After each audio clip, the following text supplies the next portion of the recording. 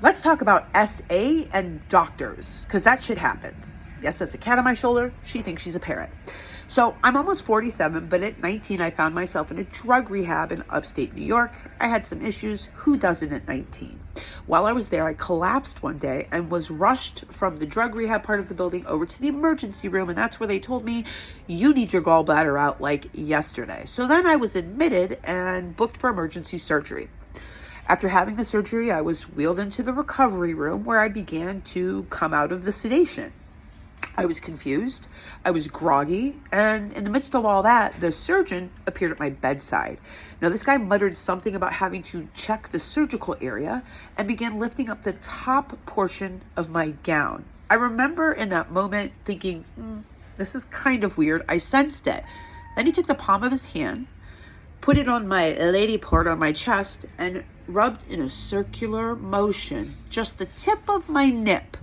Clearly, that has nothing to do with my fucking gallbladder. In that moment, I felt immediate shock, guilt, shame, confusion, but I was still like half into groggy world and half into reality. Then he proceeded to begin to lift up the lower portion of my gown to head towards my other lady part, clearly bypassing the abdomen and the surgical area. She's so fucking cute. And in that moment, the alarms in my head managed to snap me into full awareness. Well, he sensed that. He sensed that shit. I knew he was going from my breast to my groin to continue to SA me. And he sensed that I went from being completely groggy and unsure and confused, which I think was getting him off, to being fully aware. And so he stiffened up and he turned bright red. He muttered something and he took off. The guy knew I was in drug rehab. He knew I was young. He knew what my drug of choice was at that time, and he knew nobody was going to fucking believe me, and he was absolutely correct. I remember laying in that bed the rest of the day, second guessing myself, like trying to tell myself that what had just happened, I had to have gotten it wrong, right? I didn't. I totally got it right. I knew what it was. And I knew what it was. I knew what it was, right? I saw his reaction. I saw my reaction. And I saw what he did. He did it.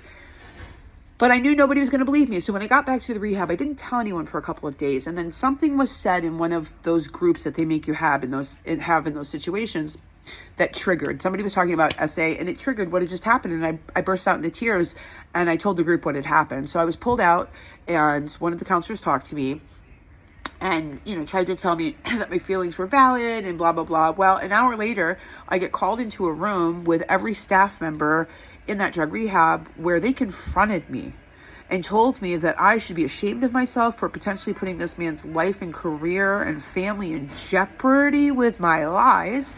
And then I needed to be quiet and stop my attention-seeking behavior. That man targeted me because he knew I was in that rehab. He targeted me because he knew no one was going to fucking believe me, and he was absolutely correct. And I just wonder how many people he did that to over those years. I wonder, is that specifically why he works for that hospital? Because he knows he's going to have access to a vulnerable population of women in that drug rehab? Like, is that why he's there? Because he's a fucking predator looking for women to fucking abuse and to be able to get away with it? And then I wonder, why did you come directly from completing surgery on me, from cutting my abdomen open, to my room? Was he aroused while we were in that surgical ward? What was he thinking about while he was cutting into my abdomen, that his first intuition was to go and to gratify himself sexually, you fucking weirdo? So wherever you are, you suck. And but even worse than the guy that SA'd me was the people that allowed him to get away with it by gaslighting me and telling me that I needed to stop my attention-seeking behavior. We have a culture of not believing women in these situations.